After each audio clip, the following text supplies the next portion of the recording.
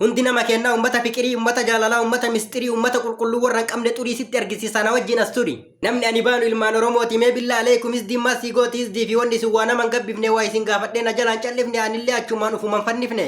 uffannisuu jennaan tarkaanfii lubbuutii maa itti jarjarta isiinuu hinduuti aga lubbuun jirtu riskii rabbii fuuti gaafa guyyaan dhume bakka jirtuu buuti diddu didda malee anuuf hin fannisuu gaafii gaafatamteef maalirra callisuu yoo anuuf fannise eenyutu taphata namni akkas yaadu kaarabaa qabata ashama saba kiyya gaarii ummata jaalala dabarfatte daarii an abbachaasati harkaa miila fuune warri akkas jettan kunoo kolfan duune dhaqaanu jabeessaa saabskiraayib godhaa billaa aleekum maal taata yaaqii fakkaata daazanaa minaamineeshin jedhu barbaannan yuutuba kenna saabskiraayib godhaati itti boohara yaaqii dhaqaa saabskiraayib godhaa kalaas saabskiraayib godhaati bira tara way maal taatambo yaaqii mee amma dhuguma rabbi warri nutti toltettan dhaqaati saabskiraayib godhaa